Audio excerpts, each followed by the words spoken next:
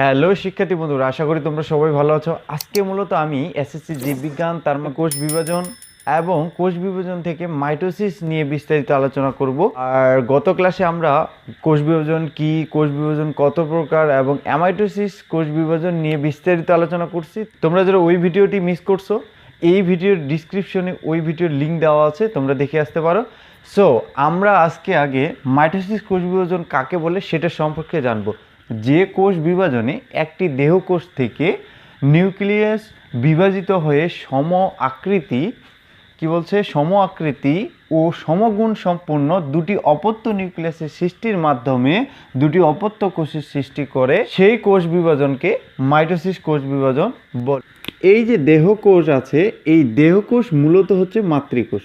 এই মাতৃকোষের নিউক্লিয়াসটি প্রথমে বিভাজিত হয়ে সম আকৃতি, এই যে আকৃতি অর্থাৎ মাতৃকোষের যেরকম আকৃতি থাকবে ঠিক সেরকমই আকৃতি একটা বিভাজিত হবে এবং সমগুণ সম্পন্ন, অর্থাৎ এর যা বৈশিষ্ট্য এবং গুণাবলী আছে সেই গুণাবলীর সম্পন্ন দুটি নিউক্লিয়াসের সৃষ্টি হবে। কয়টি? দুইটি নিউক্লিয়াসের আগে সৃষ্টি হবে, আর দুইটি নিউক্লিয়াসের সৃষ্টির মাধ্যমে দুটি কোষের সৃষ্টি করবে। সেই কোষ বিভাজনকেই মূলত হচ্ছে মাইটোসিস কোষ বিভাজন বলে।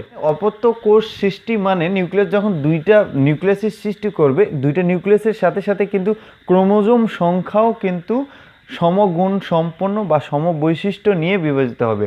অর্থাৎ এইখানে দুইটা অপত্য অর্থাৎ শিশু কোষের সৃষ্টি মানে যে মাতৃকোষে যে সংখ্যক নিউক্লিয়াস বা ক্রোমোজোম সংখ্যা, বৈশিষ্ট্য, আকৃতি যা ছিল তাই নিয়ে তারা দুইটি নিউক্লিয়াস এবং দুইটি অপত্য কোষ বা শিশু কোষের সৃষ্টি করবে, আর সেটাই হচ্ছে মাইটোসিস কোষ বিভাজন।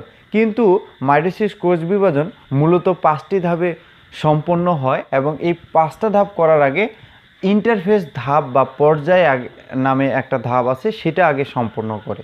তো এটা কিভাবে সম্পন্ন করে? যখন মাইটোসিস কোষ বিভাজন শুরু হয় তখন নিউক্লিয়াসের, যখন আমরা দেখলাম যে এই যে নিউক্লিয়াসের সমগুণ সম্পন্ন অপত্য দুটি নিউক্লিয়াসের সৃষ্টি করে, তার মানে নিউক্লিয়াসের বিভাজন হয়। যখন নিউক্লিয়াসের বিভাজন হবে তখন সেটাকে ক্যারিওকাইনেসিস বলে। এবং এই ক্যারিওকাইনেসিস বিভাজন হওয়ার পরে সাইটোপ্লাজমের কিছু বিভাজন ঘটে। যখন সাইটোপ্লাজমের বিভাজন ঘটে তখন সেটাকে সাইটোকাইনেসিস বলা হয়, সাইটোকাইনেসিস বলে। এবং এর মধ্যে নিউক্লিয়াসের কিছু প্রস্তুতিমূলক কাজ আছে, ওই নিউক্লিয়াসের প্রস্তুতিমূলক কাজটাকেই ইন্টারফেস ধাপ বা পর্যায় বলে। ক্লিয়ার? এই 5টি ধাপ যেন সহজেই মনে থাকে সেজন্য আমি একটা ছোট্ট করে একটা বাক্য তৈরি করছি, যেটাকে আমি ছন্দ বলবো, এবং এই ছন্দের মাধ্যমে আমরা অনায়াসে এই 5টি ধাপের নাম বলে দিতে পারবো। এই পর্যায়ের প্রেক্ষিতে আমরা বলতে পারি যে প্রজার প্রবলেম মেটাতে এনা টেলিফোন, অর্থাৎ এই প্রজার প্রবলেমদের মেটানোর জন্য এনা টেলিফোন করে। প্রোতে হচ্ছে প্রোফেস, তো এই প্রবলেম পরের প্রোতে হচ্ছে প্রো মেটাফেস, আর তারপরে মেতে হচ্ছে শুধু মেটাফেস। তাহলে আমরা প্রোতে প্রোফেস দেখলাম এবং পরের প্রোতে হচ্ছে প্রো মেটাফেস, তারপরে হচ্ছে মেতে হচ্ছে মেটাফেস, এতে হচ্ছে এনাফেস এবং টেলিফোন, তার মানে টেতে হচ্ছে টেলোফেস। এভাবে বলবো যে প্রজার প্রবলেম মেটাতে এনা টেলিফোন, অর্থাৎ প্রো হচ্ছে প্রোফেস, পরের প্রো হচ্ছে প্রো মেটাফেস, দেন মেটাতে অর্থাৎ মে শব্দ হচ্ছে মেটাফেস, এতে হচ্ছে এনাফেস, তারপরে হচ্ছে কি টেলিফোন, টেতে হচ্ছে টেলোফেস। এবার আমরা প্রোফেস নিয়ে বিস্তারিত আলোচনা করব। এটি হচ্ছে মাইটোসিস কোষ বিভাজনের প্রথম ধাপ বা প্রথম পর্যায়। নিউক্লিয়াসের আকার বড়, ক্রোমোজোমগুলোর মধ্যে থেকে পানি হ্রাস হয় এবং এই ক্রোমোজোমগুলো খাটো এবং মোটা দেখায়। সেন্ট্রোমিয়ারের সৃষ্টির সাথে সাথে, তার মানে সেন্ট্রোমিয়ার যখন সৃষ্টি হবে তার সাথে সাথে কিন্তু এই ক্রোমোজোমের মধ্যে ক্রোমাটিড উৎপন্ন হয়। কি হয়? ক্রোমাটিড উৎপন্ন হয়। পরে দেখো নিউক্লিয়ার মেমব্রেন ও নিউক্লিওলাস বিলুপ্ত হতে শুরু করে। আমরা প্রোফেজের চিত্র এখানে দেখতে পাচ্ছি, এটা হচ্ছে প্রোফেজের চিত্র এবং এইখানকার মধ্যে এই যে দুইটা অর্থাৎ সুতার মতো যে বের হয়েছে এখন মাঝখানে গোলাকৃতি চিহ্নটা আছে সেটাকে মূলত সেন্ট্রোমিয়ার বলা হয়। এখন সেন্ট্রোমিয়ার যদি বলো কাকে বলে, যে দুটি ক্রোমোসোমের মাঝখানে যে গোলাকার বস্তুটা থাকে সেটাকে সেন্ট্রোমিয়ার বলা হয়, এবং সেন্ট্রোমিয়ারের পরে যেগুলো আছে সেগুলোকে ক্রোমোসোম বলে। এটাকে বলবো হচ্ছে নিউক্লিয়ার মেমব্রেন। আচ্ছা, এটা হচ্ছে কোষ প্রাচীর। তো আমরা এখানে কি কি দেখলাম, একটা হচ্ছে সেন্ট্রোমিয়ার। সেন্ট্রোমিয়ার কোনটা? ক্রোমোসোমগুলোর মাঝখানে যে গোলাকার বস্তুটা আছে সেটাকে আমরা সেন্ট্রোমিয়ার বলবো। সুতা আকৃতি এগুলোকে আমরা ক্রোমোসোম বলবো, এবং এই যে ভিতরের যে একটা পর্দা আবৃত আছে সেটাকে নিউক্লিয়ার মেমব্রেন বলবো, এবং বাইরের যে আবরণীটা আছে সেটা হচ্ছে কোষ প্রাচীর।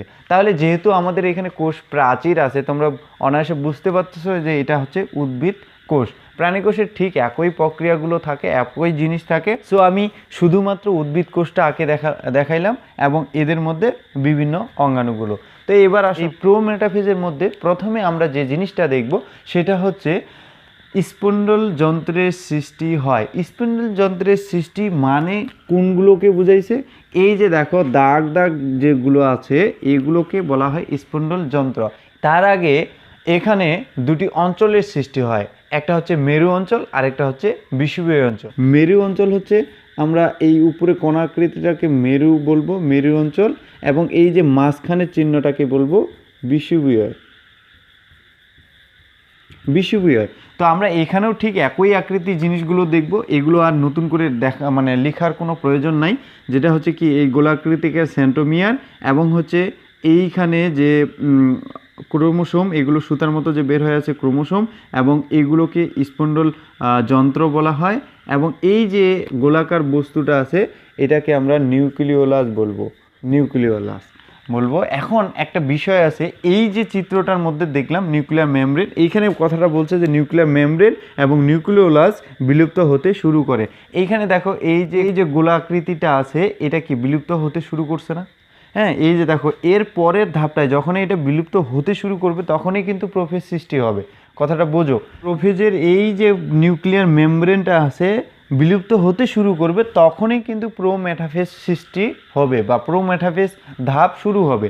এই যে দেখো নিউক্লিয়ার মেমব্রেনটা কি হচ্ছে বিলুপ্ত হতে শুরু করছে, এবং এই যে দাগ দাগ আকৃতি আছে সেগুলোকে আমরা কি বলবো? স্পন্ডল যন্ত্র। সো এই স্পন্ডল যন্ত্রগুলো যে সৃষ্টি হলো এর মধ্যে কি হচ্ছে ক্রোমোজোমের সেন্ট্রোমিয়ার, অর্থাৎ সেন্ট্রোমিয়ার আমরা কোনটা বললাম এখানে জানলাম, এই সেন্ট্রোমিয়ারগুলো স্পন্ডল যন্ত্রের সাথে যুক্ত থাকে। এখন দেখো প্রত্যেকটা স্পন্ডল যন্ত্রের সাথে যুক্ত আছে প্রতিটি সেন্ট্রোমিয়ার। স্পন্ডল যন্ত্রের প্রতিটি তন্তুকে কি বলা হয়? স্পন্ডল তন্তু। অর্থাৎ স্পন্ডল তন্তু আমরা কোনটাকে বলবো? এইখানকার একটা উপায়কে কি বলবো? স্পন্ডল তন্তু। যে তন্তুর সাথে সেন্ট্রোমিয়ার যুক্ত থাকে ট্রাকশন তন্তু বা আকর্ষণ তন্তু বলে। যন্ত্রের মধ্যে প্রতিটি তন্তুকে আমরা স্পন্ডল তন্তু বলবো, এবং ওই স্পন্ডল তন্তুটাকে ট্রাকশন তন্তু বা আকর্ষণ তন্তু বলে। মেরুতে অবস্থিত সেন্ট্রিওল হতে অ্যাস্টার রশ্মি বিচ্ছুরিত হয়। এখন মেরুতে সেন্ট্রাল কথাটা নতুন না, এই আমরা জানি যে প্রাণী কোষে শুধুমাত্র সেন্ট্রাল থাকে কিন্তু উদ্ভিদ কোষে থাকে না। আমি এটা উদ্ভিদ কোষ দেখাইছি এই জন্য এখানে কোনো সেন্ট্রাল থাকে না বা সেন্ট্রালের কোনো অপশন নাই, কিন্তু প্রাণী কোষে সেই অপশনটা আছে, যেখান থেকে আমরা দেখব যে অ্যাস্টারের রশ্মি বিচ্ছুরিত হচ্ছে। পরেরটা কি বলছে? নিউক্লিওলাস ও নিউক্লিয়ার মেমব্রেন বিলুপ্ত ঘটে। নিউক্লিয়ার মেমব্রেন দেখলাম এবং এই যে নিউক্লিওলাস দেখলাম, এটা কি হবে? বিলুপ্ত ঘটবে। প্রোমেটাফেজের পর মেটাফেজ। সো মেটাফেজ দেখলে আমরা চিত্রটা ঠিক এরকম দেখব, এবং মেটাফেজ সম্পর্কে কি কি আমরা চিত্র দেখে বলতে পারবো। এখানে কি ক্রোমোজোমগুলো আগে যে প্রোমেটাফেজ ধাপে অবস্থান করছিল সে অনুসারে এরা কিছুটা মেরু অঞ্চলে ছিল, কিন্তু ক্রোমোজোমগুলো এবং হচ্ছে সেন্ট্রোজোম এরা মেরু অঞ্চলের দিকে কিছুটা ছিল, কিন্তু এখন এই মেটাফেজ ধাপে দেখো ক্রোমোজোমগুলো সম্পূর্ণ বিষুবীয় অঞ্চলে এসেছে। ওই জন্য বলছে যে ক্রোমোজোমগুলো স্পন্ডল যন্ত্রের বিষুবীয় অঞ্চলে অবস্থান করে এবং ক্রোমোজোমগুলো মেরুমুখী হয়। অর্থাৎ দেখো এই যে ক্রোমোজোমগুলো মেরুর দিকে, অর্থাৎ এটা তো মেরু, এই মেরুর দিকে কি হচ্ছে? ধাবিত হচ্ছে। এইদিকেও দেখো এটাও তো মেরু, তো এদিকেও দেখো মেরুর দিকে ধাবিত হচ্ছে। সো পরে দেখো ক্রোমোজোমগুলো সর্বাধিক মোটা, এখানে সর্বাধিক মোটা এবং খাটো হয়, এগুলো তো ক্রোমোজোম তো ক্রোমোজোমগুলো অধিক মোটা এবং খাটো হয়। তো এরপরে কি বলছে যে সেন্ট্রোমিয়ারের বিভাজন হয়ে দুটি অপত্য সেন্ট্রোমিয়ারের সৃষ্টি করে। তো এই যে অপত্য সেন্ট্রোমিয়ারের সৃষ্টি করবে, আমরা কিন্তু মেটাফেজে কোনো অপত্য সেন্ট্রোমিয়ারের সৃষ্টি দেখতেছি না। সেন্ট্রোমিয়ার কোনটাকে বলে? ক্রোমোজোমগুলো মাঝখানে যে গোলাকার বস্তুটা আছে সেটাকে সেন্ট্রোমিয়ার বলা হয়, কিন্তু এখানে কোনো বিভক্ত হয় নাই। তার মানে এইটা এখানে লেখা হইলো কেন? কথাটা হচ্ছে যখনই এইখানে সেন্ট্রোমিয়ারের বিভাজন হয়ে দুটি অপত্য সেন্ট্রোমিয়ার সৃষ্টি করবে, ঠিক তখনই অ্যানাফেজ শুরু হবে। সো সেক্ষেত্রে আমরা এইখানেই বিভাজনটা দেখব, কিন্তু বিভাজন সেখানে পরিপূর্ণ দেখা যাবে না। সেক্ষেত্রে আমাদের যখনই বিভাজন হয়ে যাবে তখন আমাদের কি আসবে? অ্যানাফেজ আসবে। অ্যানাফেজ যখন সৃষ্টি হবে, অ্যানাফেজে ঠিক চিত্রটা ঠিক এরকম আকৃতি হবে, ক্রোমাটিডগুলো আলাদা হয়। এখন ক্রোমাটিডগুলো এখানে দেখো একটা সেন্ট্রোমিয়ারের জন্য 4টা ক্রোমাটিড ছিল, এই যে একটা সেন্ট্রোমিয়ারের সাথে 4টা ক্রোমাটিড ছিল, কিন্তু এইখানে দেখো একটা, যখন সেন্ট্রোমিয়ারটা বিভাজিত হয় 2টা ক্রোমাটিড থাকে। তো এইখানে দেখো ওই জন্য বলছে যে ক্রোমাটিডগুলো আলাদা হয়। অপত্য সেন্ট্রোমিয়ারের ক্রোমাটিডগুলোকে অপত্য ক্রোমোজোম বলে। এই যে অপত্য সেন্ট্রোমিয়ারটা আছে, এই সেন্ট্রোমিয়ারের মধ্যে যে ক্রোমাটিডগুলো আছে সেগুলোকে অপত্য ক্রোমোজোম। এটা আসলে সেন্ট্রোমিয়ারগুলো বিষুবীয় অঞ্চল থেকে মেরুর দিকে অবস্থান করে। দেখো আগে এইখানে বিষুবীয় অঞ্চল ছিল, কিন্তু এখন দেখো মেরুর দিকে অবস্থান করছে। তারপরে অপত্য সেন্ট্রোমিয়ারগুলো 2 মেরুতে অর্ধেক করে থাকে। এই যে অর্ধেক করে থাকে অপত্য সেন্ট্রোমিয়ারগুলো, এখন দেখো এইখানে যদি বিভাজিত হয় তাহলে এদিকে এদিকে একটা থাকবে, এদিকে একটা থাকবে। তো সেক্ষেত্রে আমরা অর্ধেক বলছি, যে অর্ধেক করে থাকে। ক্রোমোজোমগুলোর আকৃতিটা কীরকম? দেখো এরকম আকৃতি হলে কি হয়?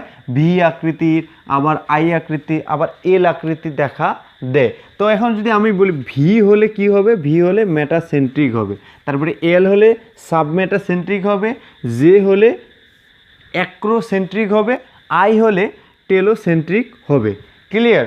এখন দেখো টেলোফেজ আমাদের এই টেলোফেজ ধাপটা হচ্ছে কি প্রোফেজের বিপরীত। কারণটা হচ্ছে কি, টেলোফেজে যা যা ঘটে প্রোফেজে তার বিপরীত, প্রোফেজে যা তার বিপরীত হচ্ছে টেলোফেজ।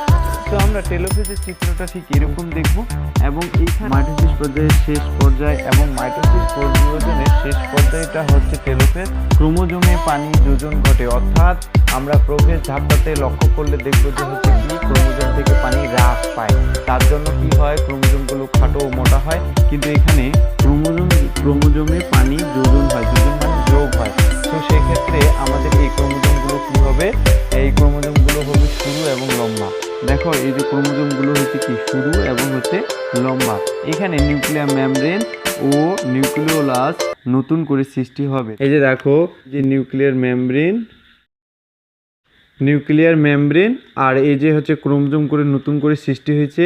এইখানে আরেকটা কথা বলছে, স্পিন্ডল যন্ত্র বিলুপ্ত প্রায়। এখন দেখো এই যে স্পিন্ডল যন্ত্রগুলো আছে, আগেরটাতে আমরা যেরকমভাবে দেখছিলাম সুস্পষ্ট, এরকম এখানে কিন্তু সুস্পষ্ট দেখা যাচ্ছে না, অর্থাৎ এটা বিলুপ্ত হতে শুরু করছে। এখন পরে বলছে হচ্ছে স্পিন্ডল তন্তু অদৃশ্য হয়ে যায়। এই তন্তুগুলো যখনই এই কোষ বিভাজিত হয়ে যাবে তখন এরা অদৃশ্য হয়ে যাবে, এবং হচ্ছে 2টি অপত্য কোষের সৃষ্টি হয়। দেখো এখানে একটা 2টি অপত্য কোষের সৃষ্টি করছে, এটাকে নিউক্লিওলাস বলা হয়। প্রোফেজ ধাপে যেগুলো হয় তার বিপরীত এখানে সেখানে কি হয়েছিল? নিউক্লিয়ার মেমব্রেন ও নিউক্লিওলাস বিলুপ্ত হতে শুরু করছে, কিন্তু এখানে নিউক্লিয়ার মেমব্রেন ও নিউক্লিওলাস কি করছে? আবার নতুন করে সৃষ্টি হয়েছে। সো আমরা এই হচ্ছে টেলোফেজ দেখলাম, এবং টেলোফেজ মাধ্যমে আমাদের 5টা ধাপে মাইটোসিস কোষ বিভাজন দেখলাম। মাইটোসিস কোষ বিভাজনের গুরুত্ব দেখব। এই গুরুত্বগুলো কি কি? প্রথম হচ্ছে দৈহিক বৃদ্ধি।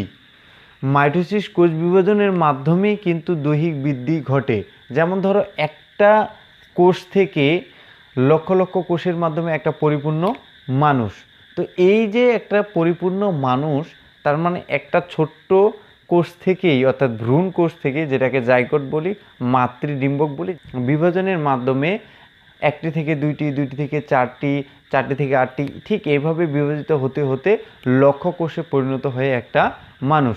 তো একটা মানুষের মধ্যে কিন্তু 30 ট্রিলিয়ন কোষ। চিন্তা করো কতগুলো মানুষ, একটা মানুষের, পরিপূর্ণ মানুষের প্রায় 30 ট্রিলিয়ন কোষ থাকে। 30 ট্রিলিয়ন, অর্থাৎ যেখানে 1 ট্রিলিয়ন সমান সমান হচ্ছে 100 লক্ষ কোটি। 100 লক্ষ কোটি, সেখানে 30 ট্রিলিয়ন। এখন তোমরা বাকিটা হিসাব করিও। সো সেক্ষেত্রে আমরা আরেকটা দেখব যে ক্রোমোজোমের সমতা রক্ষা। ক্রোমোজোমের সমতা রক্ষা কিভাবে করে? মাইটোসিস কোষ বিভাজনে আমরা দেখলাম যে সমগুণ সম্পন্ন, সম আকৃতির দুটি নিউক্লিয়াস এবং ক্রোমোজোম বা অপত্য কোষের সৃষ্টি করবে। ক্রোমোজোমের কোনো পরিবর্তন না ঘটার কারণে সেগুলো কি হয়, ক্রোমোজোমের এই যে সমতা রক্ষা করে এবং ক্রোমোজোমের কোনো ঘাটতি হয় না, বৈশিষ্ট্য বহন করে। আর এটা এজন্য হচ্ছে কি বংশগতির ধারা বজায় থাকে। সো পরে দেখো হচ্ছে নির্দিষ্ট আয়তন রক্ষা করা। যেহেতু এখানে নিউক্লিয়াস এবং ক্রোমোজোম সমগুণ সম্পন্ন, সম আকৃতির, তাদের আকার আকৃতির কোনো পরিবর্তন হয় না, সেক্ষেত্রে আয়তনেরও কোনো পরিবর্তন হয় না। ক্ষতিপূরণ হচ্ছে কি দেহের বিভিন্ন কোষ বিভাজনের মাধ্যমে যে ক্ষতিগুলো হয় সেগুলো মাইটোসিস কোষ বিভাজনের মাধ্যমে সমাধান হয়, অর্থাৎ ক্ষতিপূরণগুলো সম্পূর্ণ হয়। তো এইবার আসো জননাঙ্গ সৃষ্টি। এই মাইটোসিস কোষ বিভাজনের মাধ্যমে বহুকোষী জননাঙ্গ সৃষ্টি হয় এবং এটি বংশধারা বজায় থাকে। এরপরে হচ্ছে গুণগত স্থিতিশীলতা। এই মাইটোসিস কোষ বিভাজনের মাধ্যমেই মূলত হচ্ছে জীবদেহের গুণগত স্থিতিশীলতাগুলো বজায় থাকে। তো এখন দেখো এইখানে আমি দুইটা আরও কথা লিখছি, সেটা হচ্ছে টিউমার এবং ক্যান্সার। এই টিউমার এবং ক্যান্সার এই দুইটা শব্দের সাথে আমরা সবাই পরিচিত। সো আমাদের এইগুলো কেন হয়, কারণটা হচ্ছে কি মাইটোসিস কোষ বিভাজনটা যদি দেখি সেটা হচ্ছে ধারাবাহিকতায় একটা বিভাজিত হতে থাকে, একটা নিয়ন্ত্রণে বিভাজিত হয়। যেমন হচ্ছে 2টি থেকে 4টি, 4টি থেকে 8টি, 8টি থেকে 16টি, এভাবে লক্ষ লক্ষ কোষের সৃষ্টি হয়। কিন্তু এটা হচ্ছে স্বাভাবিকভাবে নিয়ন্ত্রিতভাবে বিভাজিত হচ্ছে। কিন্তু কোনো কারণে যদি এই নিয়ন্ত্রণটা হারিয়ে ফেলে, নিয়ন্ত্রণ নষ্ট হয়, তখন অস্বাভাবিক কোষের সৃষ্টি হয় বা অস্বাভাবিক কোষ বিভাজন ঘটে, যার জন্য টিউমার সৃষ্টি হয়। সো টিউমার গেল। এবার আসে ক্যান্সার। ক্যান্সারও মূলত হচ্ছে কি অস্বাভাবিক কোষ বিভাজনের ফল, আর ক্ষেত্রেও নিয়ন্ত্রণ কোষ বিভাজনের নিয়ন্ত্রণটা সম্পূর্ণ নষ্ট হয়ে যায় এবং অস্বাভাবিক কোষ বিভাজন ঘটতে থাকে, যেটার মধ্যে একটা ভাইরাস সৃষ্টি করে, যেমন হচ্ছে এপিলোমা ভাইরাস। এই এপিলোমা ভাইরাস ক্যান্সার কোষ সৃষ্টিতে সহায়তা করে। যেমন হচ্ছে কি E6 আর হচ্ছে E7, এই দুইটি নামক জিন রাসায়নিক পদার্থ সৃষ্টি করে এবং হচ্ছে কি কোষ বিভাজনের স্বাভাবিক যে অবস্থাটা আছে সেটা নিয়ন্ত্রণ থেকে বিচ্যুত করে এবং হচ্ছে কি অনিয়ন্ত্রণে নিয়ে যায়, আর যেটাকে অস্বাভাবিক কোষ বিভাজন বলে, যার ফলে ক্যান্সার সৃষ্টি হয়। ক্লিয়ার? তো আমরা বাদবাকিগুলো দেখলাম। সো আজকে এ পর্যন্তই। ধন্যবাদ।